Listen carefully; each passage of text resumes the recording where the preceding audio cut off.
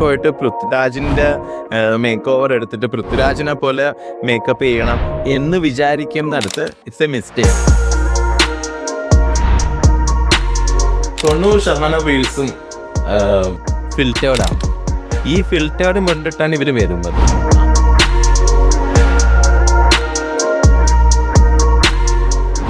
അപ്പം എല്ലാവർക്കും നമസ്കാരം. വെഡ്ഡിങ് ടോക്സിൻ്റെ ഒരു പുതിയൊരു വീഡിയോയിലേക്ക് എല്ലാവർക്കും സ്വാഗതം. ഇന്ന് ശരിക്കും പറഞ്ഞു കഴിഞ്ഞാൽ ഇവിടെ ഗസ്റ്റായിട്ട് വന്നിരിക്കുന്നത് എന്താ പറയുക, എൻ്റെ ഒരു ലൈഫിൽ വെന്യൂ ഇവൻറ്റ്സ് എന്ന് പറയുന്ന ഒരു കമ്പനിയെ അത്യാവശ്യം നെക്സ്റ്റ് ലെവലിലേക്ക് ഉയർത്താൻ സഹായിച്ച ഏറ്റവും വലിയൊരാളാണ് ഞങ്ങളുടെ സ്വന്തം വികാസ് ചേട്ടൻ.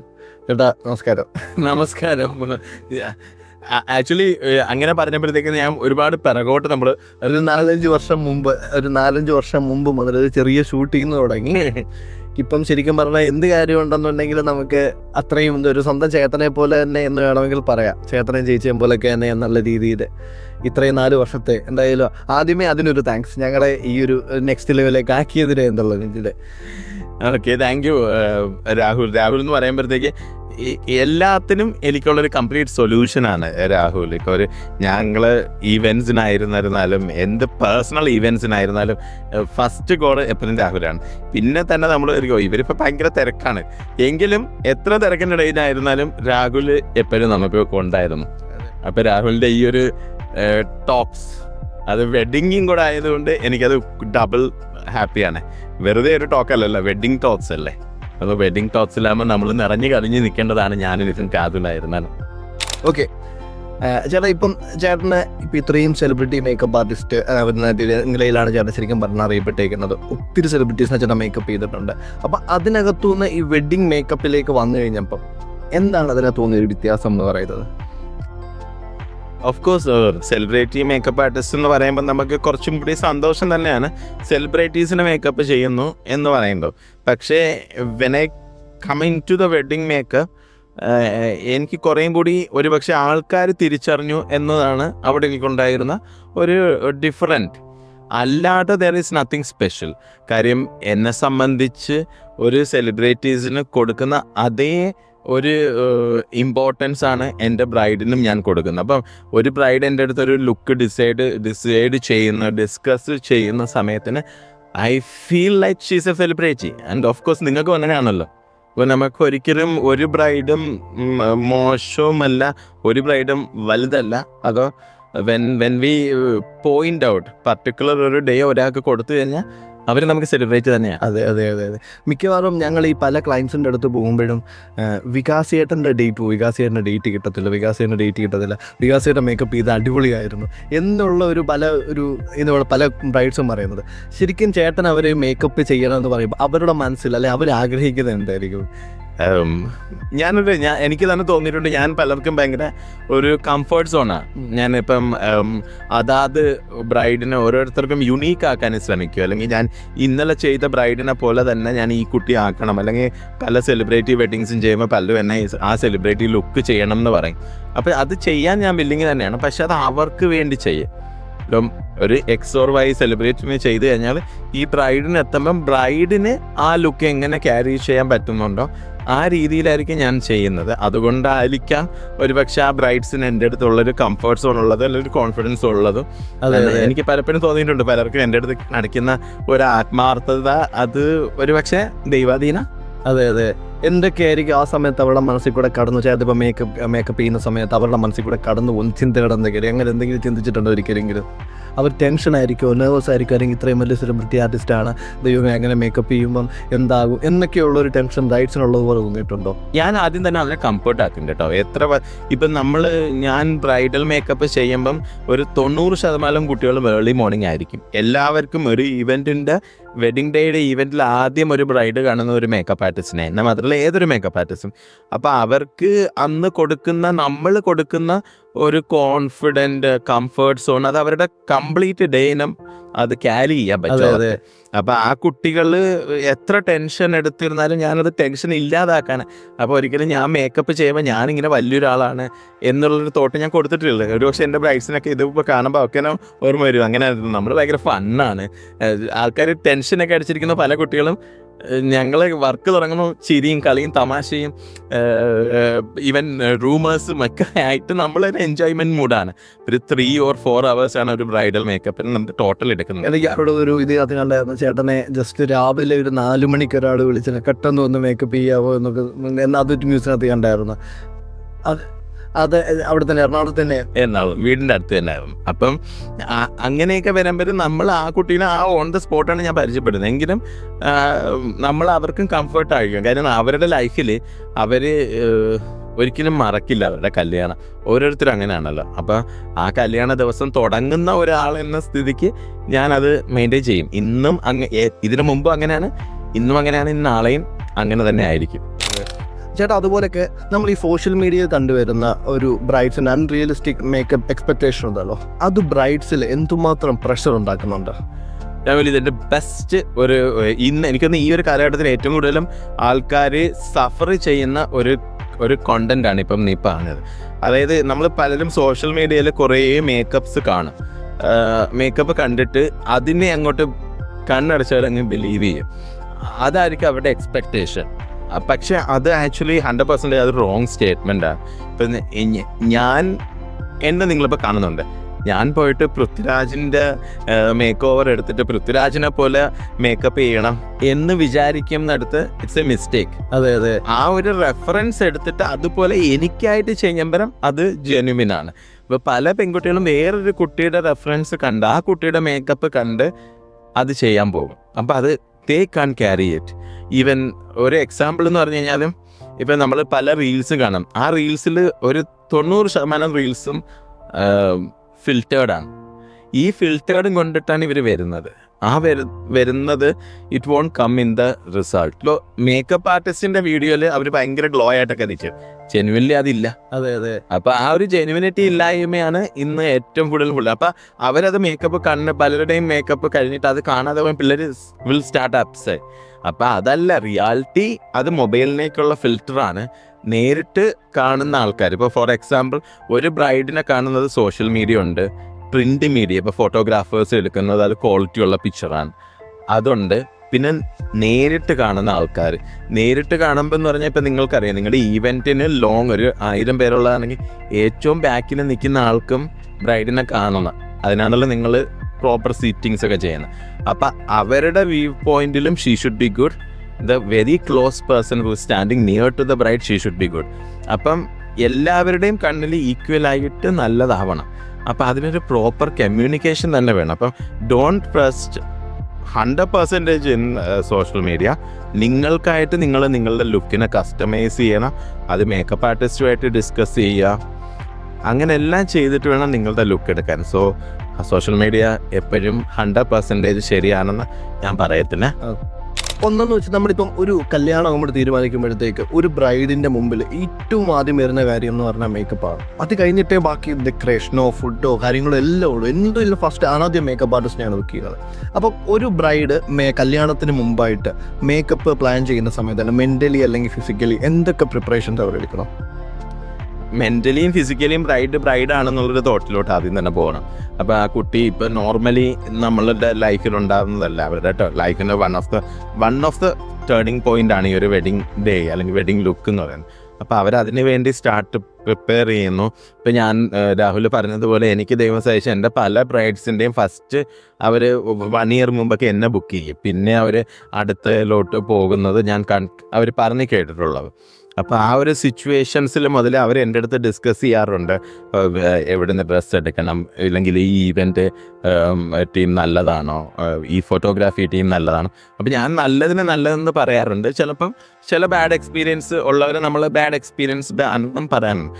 അപ്പം പെൺകുട്ടികൾ start preparing themself as A bride. അപ്പോൾ അങ്ങനെ വരുമ്പോഴത്തേക്കും എല്ലാം നല്ല ചോയ്സസ് എടുക്കണം.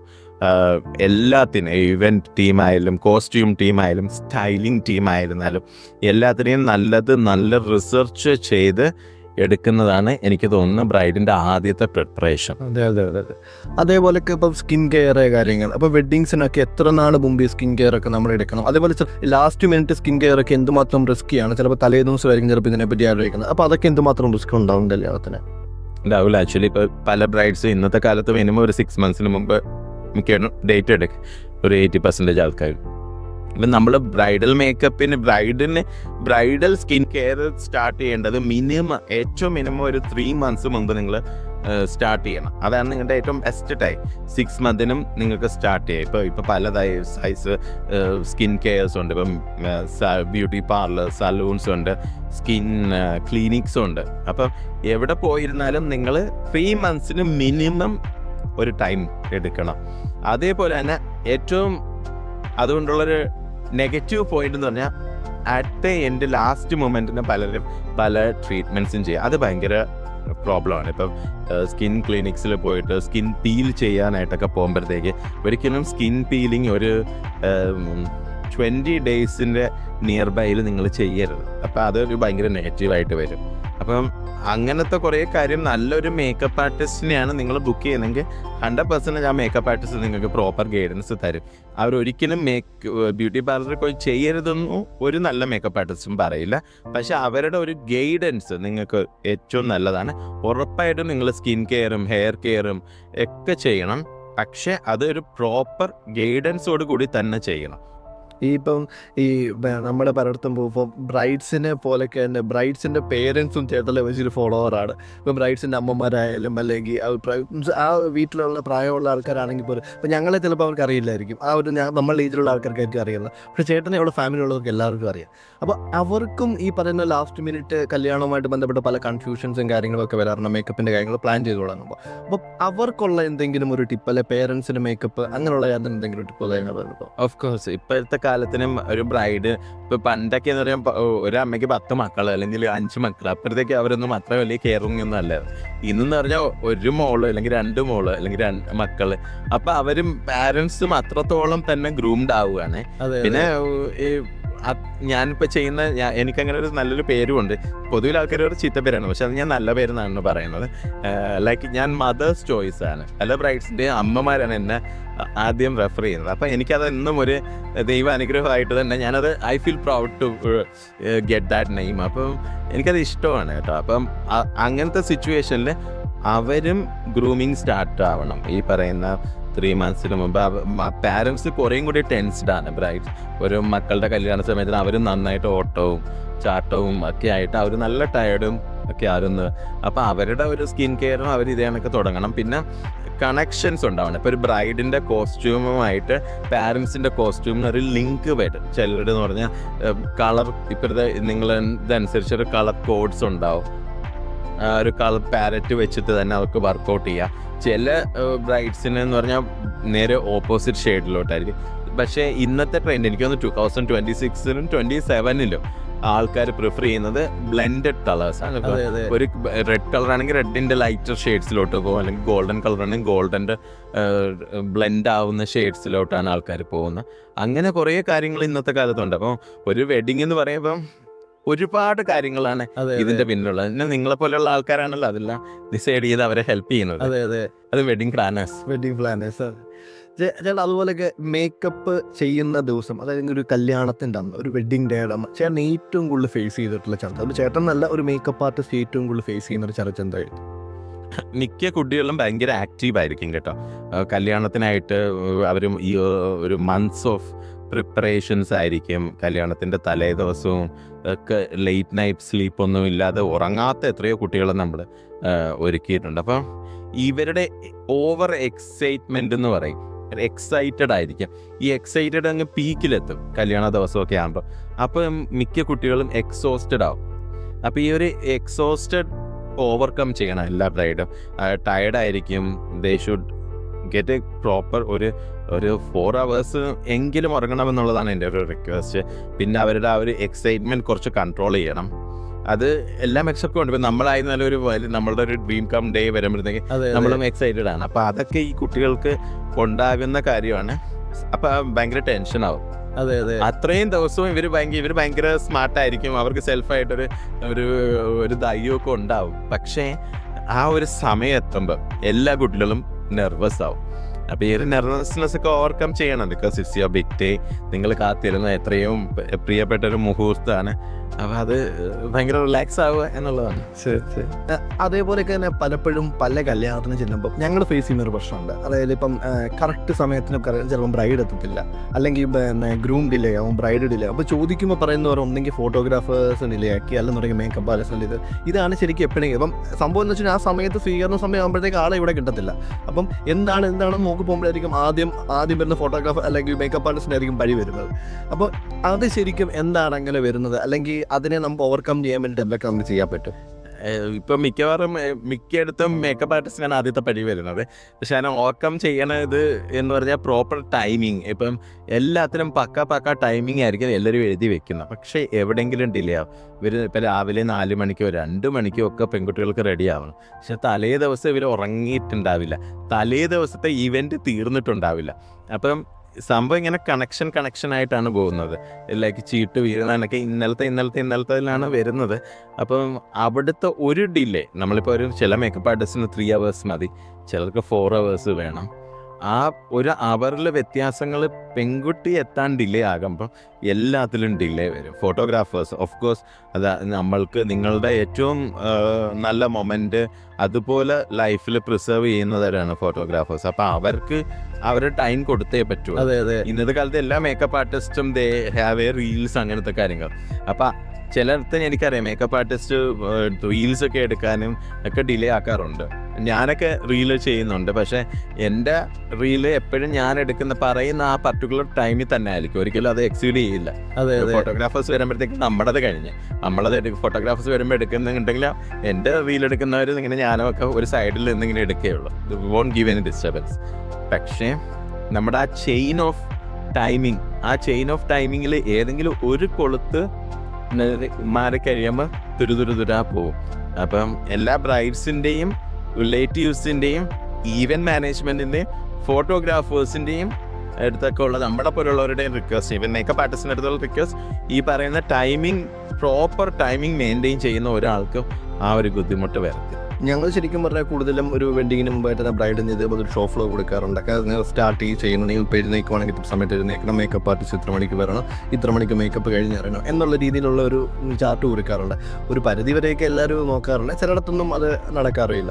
ചേട്ടനെ പല ഈവൻറ്റ് കമ്പനീസുമായിട്ട് അസോസിയേറ്റ് ചെയ്തിട്ടുണ്ട്. അപ്പം അങ്ങനെ ചെയ്യുമ്പോഴുള്ള ഗുണങ്ങൾ അതല്ലെന്നുണ്ടെങ്കിൽ ഉള്ള ദോഷങ്ങളും എന്തെങ്കിലും അതിൽ ഫീൽ ചെയ്തിട്ടുണ്ടോ? ഇപ്പം രാഹുൽ പറഞ്ഞതുപോലെ ഇപ്പം ഞാനിപ്പോൾ ചെയ്യുന്നപ്പോൾ നിങ്ങൾ വെന്യൂ ഇവൻറ്റ്സിൻ്റെ അടുത്തായാലും വേറെ ഇവൻറ്റ്സിൻ്റെ അടുത്തായാലും ഒരു proper experienced event management company proper guidance കൊടുക്കും. അപ്പോൾ രാവിലെ ഇത്ര മണിക്ക് ഇറങ്ങണം, മേക്കപ്പ് ആർട്ടിസ്റ്റിന് ഇത്ര മണിക്ക് വരും, നിങ്ങൾ തലേ ദിവസം പ്രോപ്പറിൽ ഉറങ്ങണം, അല്ലെങ്കിൽ തലേ ദിവസത്തെ ഈവൻറ്റ് പ്രോപ്പർ ടൈമിന് വൈൻഡപ്പ് ചെയ്യണം. ഇപ്പോൾ പലരും തലേ ദിവസം ഈവൻറ്റ് ഇപ്പോൾ ചെയ്യുന്നില്ല, അതിൻ്റെ ഒരു ദിവസം മുമ്പൊന്നും ചെയ്യുന്നില്ല, അങ്ങനെ ട്രെൻഡ് ആയിക്കൊണ്ടിരിക്കും.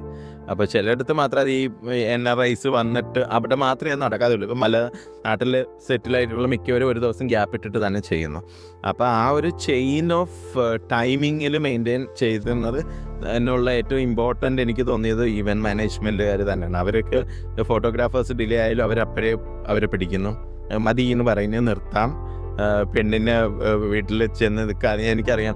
ഈ റീസെൻ്റ്ലി ഒരു ഈവൻറ്റ് കമ്പനി പെണ്ണ് വീട്ടിൽ നിന്നിങ്ങനെ കറങ്ങാണ്, എണീപ്പിക്കാൻ പറ്റില്ല, ഫോൺ ഇവിടെ വയ്ക്കൂ, കിടന്നുറങ്ങും എന്ന് പറയുന്നത്. അപ്പം അത്രയും എക്സ്പീരിയൻസ്ഡ് ആണ് പലരും ചെയ്യണത്. ആ ഒരു ചെയ്ത്താണ് നമ്മൾക്ക് നല്ല റിസൾട്ട് തരുന്നത്. ഈ ഫോട്ടോഗ്രാഫേഴ്സുമായിട്ടുള്ളൊരു കോർഡിനേഷൻ, അതായത് ആ സമയത്തുള്ള അത് ചേട്ടൻ എന്തുമാത്രം ഇമ്പോർട്ടൻ്റ് ആയിട്ട് തോന്നിയിട്ടുണ്ട്? ഫോട്ടോഗ്രാഫേഴ്സ് എനിക്ക് എപ്പോഴും വളരെ വേണ്ടപ്പെട്ടവരാണ്. എപ്പോഴും ഫോട്ടോഗ്രാഫേഴ്സ്, ഞാനൊരു ഫോട്ടോഗ്രാഫർ ഫ്രണ്ട്ലി മേക്കപ്പ് ആർട്ടിസ്റ്റാണ്. അപ്പോൾ ഞാൻ തന്നെ ആലോചിക്കും, ഇവർക്ക് എത്രയും പെട്ടെന്ന് ഫോട്ടോഗ്രാഫർക്ക് കൊടുക്കുമ്പോഴാണല്ലോ ആ ഒരു ഹാപ്പി മൊമെൻറ്റ് പ്രിസർവ് ചെയ്യുന്നത്. അതുകൊണ്ട് ഫോട്ടോഗ്രാഫേഴ്സിൻ്റെ ടൈമിങ് എപ്പോഴും മെയിൻറ്റെയിൻ ചെയ്യണം. അപ്പോൾ ഞാൻ ഒരു ബ്രൈഡിന് ഒരു 5 മണിക്ക് രാവിലെ 5 മണിക്ക് റെഡി ആവണമെന്ന് പറയുന്ന കുട്ടിയെ ഞാൻ 4 മണിക്ക് പക്ക ഞാൻ റെഡിയാക്കി ഇരിക്കും. എന്തെന്ന് വെച്ച് കഴിഞ്ഞാൽ ആ ഒരു 1 hour ഫോട്ടോഗ്രാഫിക്ക് വേണ്ടി കൊടുക്കേണ്ടതാണ്. So we should maintain it. ഇപ്പോൾ ഫോട്ടോഗ്രാഫേഴ്സ് ഭയങ്കര ഇമ്പോർട്ടൻ്റ് ആണ്. അവർക്ക് വേണ്ട പോലത്തെ, ഇപ്പം നിങ്ങൾ നേരത്തെ നമ്മൾ പറഞ്ഞ ടോപ്പിക്കിൽ പറഞ്ഞതുപോലെ അൺറിയലിസ്റ്റിക് ആയിട്ടുള്ള കുറേ വീഡിയോസ് കാണും. ഇത് പലവരും കണ്ടു ഭയങ്കര ഫേസിൽ ഗ്ലോ ഇട്ടിട്ടുള്ള റീൽസ് നിങ്ങൾ കാണാറുണ്ട്. അതെല്ലാം ഫിൽറ്റേർഡാണ്. ഈ റീൽസിലുള്ള അതേ കണക്ക് നിങ്ങൾ മേക്കപ്പ് ആർട്ടിസ്റ്റിൻ്റെ അടുത്ത് പറയാം, എനിക്ക് ഇങ്ങനെ ഗ്ലോ ഇട്. പക്ഷേ when it comes to the photography അവർക്കത് ഭയങ്കര നെഗറ്റീവാണ്. അത്രയും ഫേസ് ഗ്ലോ വരുന്നതും അതൊക്കെ വരുമ്പോൾ ഫോട്ടോഗ്രാഫി നിങ്ങളുടെ ഒറിജിനൽ ഫോട്ടോഗ്രാഫറിൻ്റെ അടുത്ത് എത്തുമ്പോൾ അത്രയും ഗ്ലോ നിങ്ങൾക്കത് ഭയങ്കര നെഗറ്റീവായിട്ട് വരും. അപ്പം ഒരിക്കലും അങ്ങനത്തെ കാര്യം ചെയ്യരുത്. ഫോട്ടോഗ്രാഫറിൻ്റെ അടുത്ത് ഡിസ്കസും കൂടെ ചെയ്യണം. നിങ്ങൾ മേക്കപ്പിന് മുമ്പ് എന്ത് ടൈപ്പ് മേക്കപ്പ് ആയിരിക്കണം. എനിക്ക് സ്കിന്നിൽ ഫോട്ടോഗ്രാഫിയുടെ അടുത്തും ചോദിക്കാം. അതും ഒരു കണക്ഷനാണ്. ഈ ചെയിൻ ഓഫ് ലുക്സിൽ മേക്കപ്പ് ആർട്ടിസ്റ്റിനുള്ളതുപോലെ കോസ്റ്റ്യൂമറിനുള്ളതുപോലെ ഫോട്ടോഗ്രാഫറിൻ്റെ അടുത്തും ഇനി ഉള്ള കാലത്ത് നിങ്ങൾക്ക് ഡിസ്കസ് ചെയ്യാം. How I will look, what is my best look എന്ന് ചോദിക്കുന്ന കാലമാണ് ഇന്നുള്ളത്. അപ്പോൾ അതും ഇമ്പോർട്ടൻ്റ് ആണ്. അതെ. ചേട്ടൻ ഇപ്പം പല വെന്യൂസും എനിക്ക് തോന്നുന്നു കേരളത്തിലെ 14 ജില്ലയിലും ഉള്ള ഒട്ടുമിക്ക കൺവെൻഷൻ സെൻറ്ററിലും ചേട്ടൻ വർക്ക് ചെയ്തിട്ടുണ്ട്. അപ്പോൾ ആ ഒരു ഓഡിറ്റോറിയത്തിൽ അല്ലെങ്കിൽ ആ ഒരു വെന്യൂവിലെ ലൈറ്റിംഗ് സെറ്റപ്പ്, അല്ല അവിടെ വരുന്ന ക്യാമറ ടീമിൻ്റെ ലൈറ്റിംഗ് സെറ്റപ്പ്, അല്ലെങ്കിൽ ആ സ്റ്റേജിൻ്റെ ഒരു മൊത്തത്തിലൊരു ഓവറോൾ ലൈറ്റിംഗ്, ഇത് ശരിക്കും ഈ ഒരു നമ്മുടെ മേക്കപ്പിൻ്റെ ഔട്ട്പുട്ടിനെ ഏതെങ്കിലും രീതിയിൽ എഫക്റ്റ് ചെയ്യുന്നുണ്ടോ? ഞാൻ ചോദിക്കാറുണ്ട് രാഹുൽ, ഇപ്പോൾ ഇവൻറ്റിൻ്റെ നിങ്ങളുടെ തീം എന്താണ്? ഇപ്പം പലരും അതിൻ്റെ ബാക്ക് ഡ്രോപ്പ് എന്താണെന്ന് പറഞ്ഞിട്ട് നമ്മൾ മേക്കപ്പ് ചെയ്യുമ്പം കളവ് ലൈറ്റിങ്ങിന് ഇമ്പോർട്ടൻ്റ് ആണ്. ഇപ്പോൾ ചില സമയത്ത് എന്ന് പറഞ്ഞാൽ ഭയങ്കര കാലാവസ്ഥ. നമ്മുടെ കേരളത്തിൽ ബ്രൈഡൽ മേക്കപ്പ് ചെയ്യുന്നവർ ശ്രദ്ധിക്കേണ്ടത് നമ്മൾ ചെയ്യുന്നത് ഏത് സീസണാണ്. If it is a December season, it is a April March April May ഭയങ്കര ചൂട് ഉള്ള സമയം, അല്ലെങ്കിൽ ഓണം സമയം. ഇപ്പോൾ ഓരോ സീസണിലും നമ്മുടെ ക്ലൈമറ്റ് ഈസ് ഡിഫറെൻറ്റ്. അപ്പോഴത്തേക്ക് നിങ്ങൾ വെക്കുന്ന ലൈറ്റിങ്ങിൻ്റെ ടെമ്പറേച്ചറിലും അല്ലെങ്കിൽ ഹ്യൂമിഡിറ്റിയിലും എല്ലാത്തിലും ഡിഫറൻസ് വരും. അപ്പോൾ അത് ഈ ബ്രൈഡൽ മേക്കപ്സിൽ അത് ഇൻവോൾവ്. അപ്പോൾ ഞാൻ മേക്കപ്പ് ചെയ്യുന്ന സമയത്തിന് ഏത് സീസണിലാണോ ചെയ്യുന്ന പ്രോഡക്റ്റും എല്ലാം മാറിക്കൊണ്ടിരിക്കും.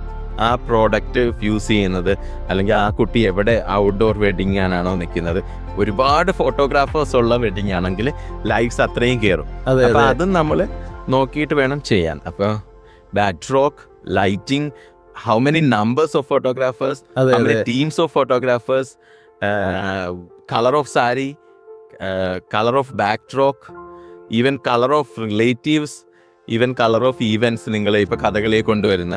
അപ്പോൾ ഇതെല്ലാം വൈബ്രൻറ്റ് കളേഴ്സ് വരുമ്പം അതിനും നമ്മൾ കണക്റ്റഡ് ആണ്. അതിനാണ് proper communication with a bride ഉണ്ടാകുന്നത്.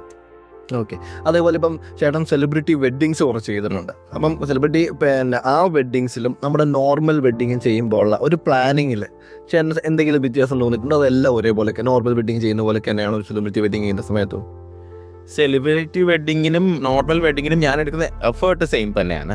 സെലിബ്രിറ്റി വെഡ്ഡിങ് എന്ന് പറഞ്ഞാൽ ഓൺ ദ സ്പോട്ട് അത് ഔട്ടാവും. ഇപ്പോൾ സെലിബ്രിറ്റി വെഡ്ഡിങ്സ് എന്ന് പറയുമ്പോഴത്തേക്ക് നമ്മൾ ഒരുക്കി കഴിയുമ്പോൾ തന്നെ അത് മീഡിയാസിൽ വരുന്നുണ്ട്. ബ്രൈഡ്സിന് അത് വരുന്നുണ്ട്. ആ ഒരു പ്രത്യേകത മാത്രമേ നമുക്കുള്ളൂ. പക്ഷെ നമ്മുടെ എഫേർട്ട് ഈസ് സെയിം. ഇപ്പം ഞാനൊരു ബ്രൈഡിനെ ഒരുക്കി കഴിയുമ്പോൾ ഞാൻ ആ കുട്ടിക്ക് എങ്ങനെ റെഫറൻസ് ഉണ്ടാക്കും, നമ്മൾ ഏത് ലുക്കാണ് ചെയ്യേണ്ടത്, ഏത് ഫ്ലവറാണ് ചെയ്യേണ്ടത്, മുടിയുടെ ബാക്ക് എങ്ങനെ വേണം, മുടിയുടെ ഫ്രണ്ട് എങ്ങനെ വേണം, കണ്ണെങ്ങനെ എഴുതണം, ഏത് ലെൻസ് വെക്കണം, ലിപ് ഷെയ്ഡ് എന്താണ്, സാരി ഏത് ടൈപ്പിൽ ഡ്രേപ്പ് ചെയ്യാം, ഇതെല്ലാം ഞാൻ ഡിസ്കസ് ചെയ്യും. ഇതേ സെയിം ഡിസ്കഷൻ സെലിബ്രിറ്റീസിന് ചെയ്യും. പക്ഷേ പല സെലിബ്രിറ്റീസും എന്നെ ബുക്ക് ചെയ്യുമ്പോൾ അവർ ബ്രൈഡിനെ കുറച്ചും കൂടെ റിലാക്സ്ഡ് ആണ്. അവർക്കറിയാം ഞാൻ എന്തായാലും ഐ വിൽ ഒരു മാതിക്കുറപ്പായിട്ട് കാണിക്കുന്നത്. So magic is time. അപ്പം നമ്മൾ ആ ഒരു ടൈം കറക്റ്റ് മെയിൻറ്റെയിൻ ചെയ്ത് കഴിഞ്ഞാലും നമുക്കവിടെ മാജിക്ക് കിട്ടും. ഓക്കെ. ഇപ്പം ചേട്ടൻ ഇപ്പം ഇത്രയും ചെയ്തതിനകത്ത് ശരിക്കും ഏതെങ്കിലും ഒരു ബാഡ് എക്സ്പീരിയൻസ്, ഇപ്പം മേക്കപ്പ് ആർട്ടിസ്റ്റിനെ റെസ്പെക്റ്റ് ചെയ്യാതെ അല്ലെന്നുണ്ടെങ്കിൽ നമുക്ക് ആ ഒരു എന്ന് പറഞ്ഞാൽ ഒരു ഇപ്പോഴാണ് ശരിക്കും മേക്കപ്പ് ആർട്ടിസ്റ്റിന് ഇത്രയും ഒരു സ്വീകാര്യത ലഭിച്ചതെന്ന് പറഞ്ഞു കഴിഞ്ഞാൽ. അപ്പോൾ അങ്ങനെ ഒരു ബാഡ് എക്സ്പീരിയൻസ് എപ്പോഴെങ്കിലും ഉണ്ടായിട്ടുണ്ടോ? ക്ലയൻസിൻ്റെ ചെയ്യുന്നു അല്ലെങ്കിൽ കപ്പിൾസിൻ്റെ ചെയ്യുന്നു അങ്ങനെ എന്തെങ്കിലും? എനിക്ക് ഇന്നേ വരെ ഒരു ബാഡ് എക്സ്പീരിയൻസ് എനിക്ക് നേരിടേണ്ടി വന്നിട്ടില്ല. പക്ഷെ പലപ്പോഴും ഞാൻ കേട്ടിട്ടുണ്ട്. പക്ഷെ ബാഡ് എക്സ്പീരിയൻസ് ഞാൻ വിറ്റ്നസ് ആയിട്ടുള്ളൂ. പല വീടുകളിലും ചില വീടുകളിൽ പേഴ്സണൽ പ്രശ്നങ്ങൾ നടക്കുന്ന ഒരു സമയമാണ് ഈ രാവിലെ മേക്കപ്പ് ചെയ്യുന്ന സമയത്തിന്. ചില വീടുകളിൽ ചില ബുദ്ധിമുട്ടുകൾ അതൊക്കെ നമ്മൾ കണ്ടിട്ടുണ്ട്. അത് അവരുടെ പേഴ്സണൽ ഇഷ്യൂസ്, പക്ഷെ നമ്മൾ അതിന് വിറ്റ്നസ് ആയിട്ടുണ്ട്. അപ്പോൾ അതൊരിക്കലും നമുക്ക് ഒരു വീട്ടിൻ്റെ പേഴ്സണൽ ഇഷ്യൂ ആണ്. അപ്പോൾ ആ ഒരുക്കുന്ന സമയത്തിനാണ് പലരും പേഴ്സണൽ ഇഷ്യൂസ് ഡിസ്കസ് ചെയ്യുന്നത്. അപ്പോൾ നമുക്ക് സങ്കടം വന്നിട്ടുള്ള കാര്യങ്ങളും ഉണ്ടായിട്ടുണ്ട്. പക്ഷെ അത് നമ്മളിൽ തന്നെ ഇരിക്കും. ഒരിക്കലും അത് ഞങ്ങളുടെ ഡോർ തുറന്ന് പുറത്ത് പോകാത്ത കാര്യങ്ങൾ. ഇപ്പം ഞാൻ പലപ്പോഴും പല ക്ലയൻസിൻ്റെ അടുത്ത് പോകുമ്പോഴും അവർ ഇപ്പം ഒരു മേക്കപ്പ് ആർട്ടിസ്റ്റ് നല്ലൊരാളെ സജസ്റ്റ് ചെയ്യാമെന്നോ ചിലപ്പോൾ നമ്മൾക്ക് അറിയാവുന്ന 2-3 പേരുടെ പേര് പറയും, ചേട്ടൻ്റെ പേര് വരാനൊക്കെ ഉണ്ടാവും. അപ്പോൾ പെട്ടെന്ന് അവർ നോക്കുമ്പോൾ ഇത്രയും കോസ്റ്റോ അല്ലെന്നുണ്ടെങ്കിൽ ഇവിടെ നമ്മുടെ തൊട്ടടുത്തൊരാളുണ്ട്, അവർക്ക് തന്നെ ഇത്ര രൂപ കൊടുത്താൽ മതി, അപ്പോൾ പിന്നെ എന്തുകൊണ്ടാണ് ഈ ഡിഫറൻസ് വരുന്നത്, എല്ലാവരും ചെയ്യുന്നത് മേക്കപ്പ് അല്ലേ എന്നുള്ളൊരു ക്വസ്റ്റ്യൻസ് പലയിടത്തും നിന്ന് ഫേസ് ചെയ്തിട്ടുണ്ട്. അപ്പം എനിക്ക് എൻ്റെ ഒരു അറിവ് വെച്ചിട്ട് ഞാൻ പറയും അതൊരു പ്രൊഫഷണൽ മേക്കപ്പ് ആണ്, അല്ലെന്നുണ്ടെങ്കിൽ അവർ യൂസ് ചെയ്യുന്ന പ്രോഡക്ട്സിൻ്റെ ഒരു വ്യത്യാസമുണ്ട്, അതുകൊണ്ടാണ് ആ ഒരു കോസ്റ്റ് ഡിഫറൻസ് വരുന്നതെന്ന് പറയാറുണ്ട്. അപ്പോൾ ചേട്ടൻ അങ്ങനെ ഒരു ക്വസ്റ്റ്യൻസ് എവിടെ നിന്നും ഫേസ് ചെയ്യേണ്ടി വന്നിട്ടുള്ളൂ?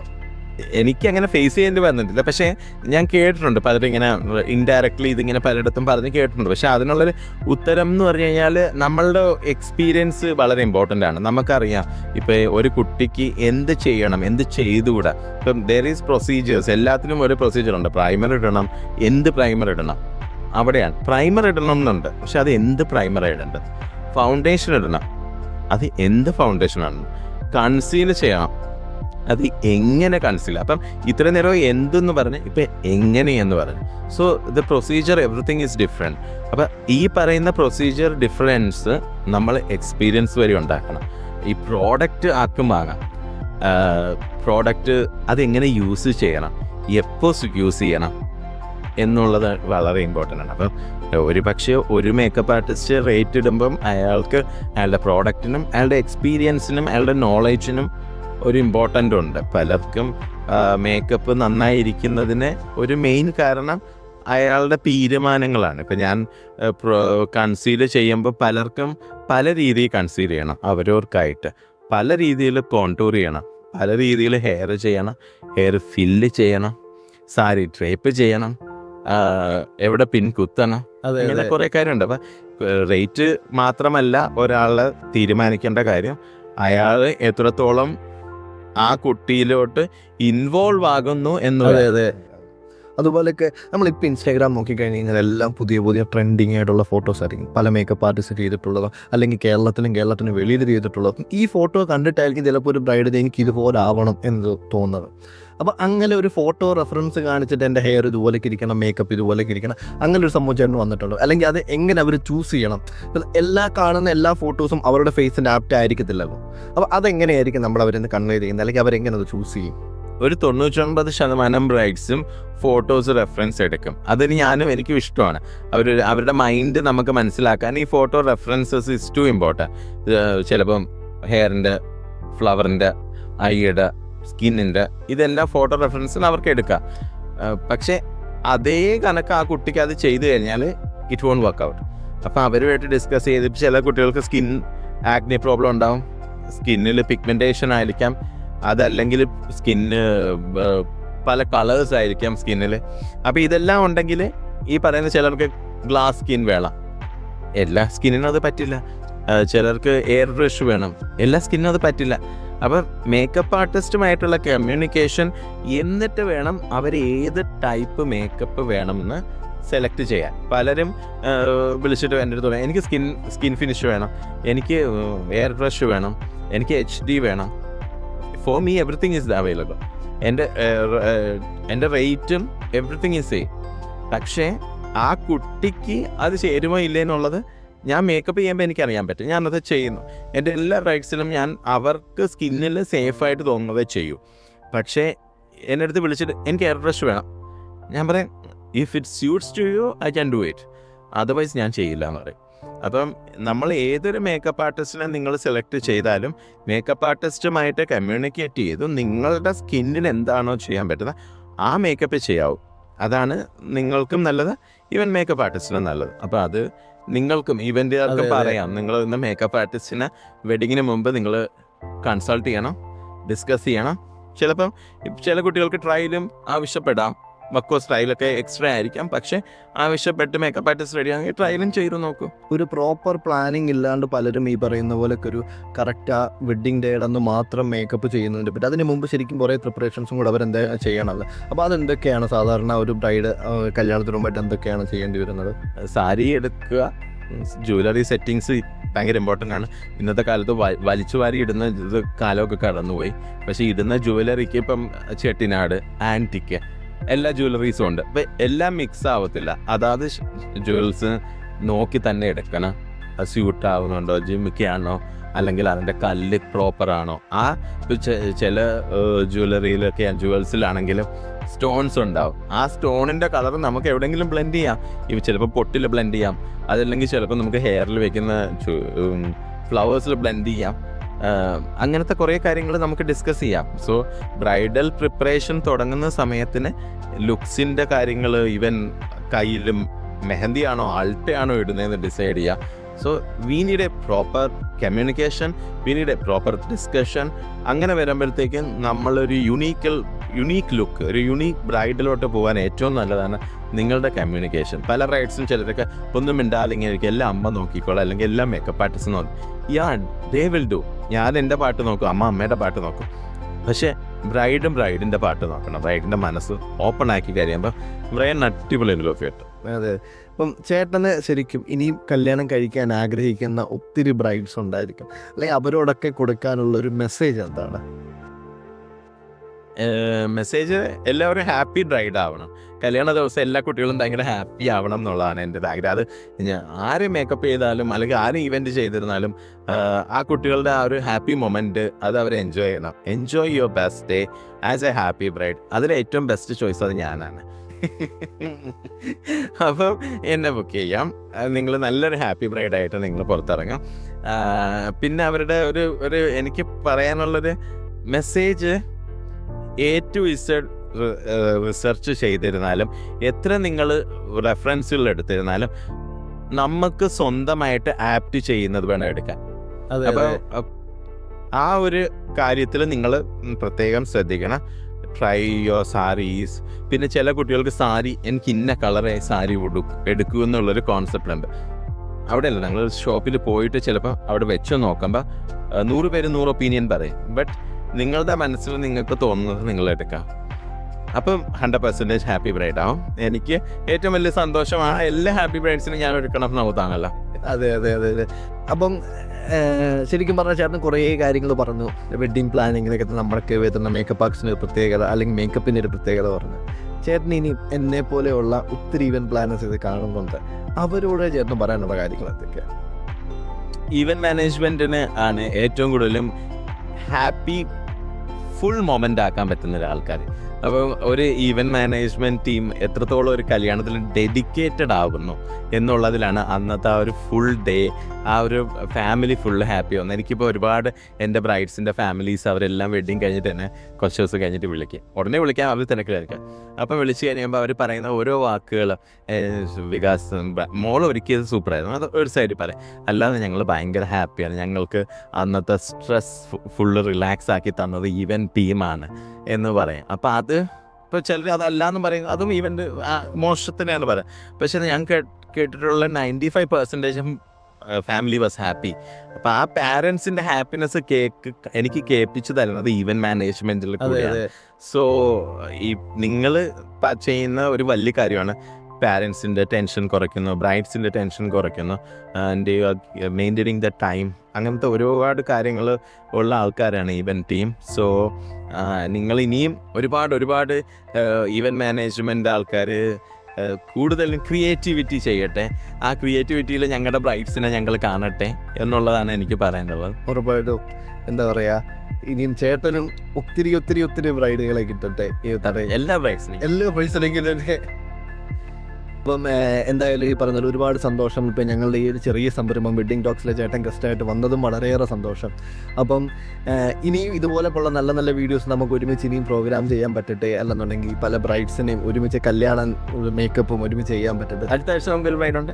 അടുത്ത ആഴ്ച ഉണ്ട്, അതുകൊണ്ട് അപ്പോൾ എന്തായാലും വളരെ സന്തോഷം. ചേട്ടന് ലാസ്റ്റിൽ എന്തെങ്കിലും പറയാനുണ്ടോ? നമ്മളുടെ വെഡിങ് ടോക്സ് എനിക്ക് ഭയങ്കര ഇഷ്ടമായി പേഴ്സണലി. അത് ഈ ഒരു സ്പേസ് രാഹുലിൻ്റെ വെന്യൂ ഇവൻസിൻ്റെതായതുകൊണ്ടാവാം എനിക്ക് ഇത്രയും കൂടുതൽ ഇഷ്ടമായത്. അപ്പം എനിക്ക് പറയാനുള്ളത്, നമ്മളുടെ ഇന്നത്തെ Kerala bridal industry is too much big.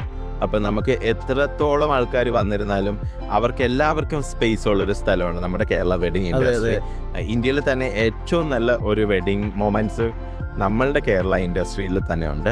അവിടെ എല്ലാറ്റിനും നിങ്ങൾക്ക് നല്ല ഇവൻറ്റ് ടീമുണ്ട്, നല്ല ഫോട്ടോഗ്രാഫി ടീമുണ്ട്, നല്ല വെന്യൂസ് ഉണ്ട് കേരളത്തിൽ, നല്ല മേക്കപ്പ് ആർട്ടിസ്റ്റുകളുണ്ട്, നല്ല സ്റ്റൈലിസ്റ്റ് ഉണ്ട്.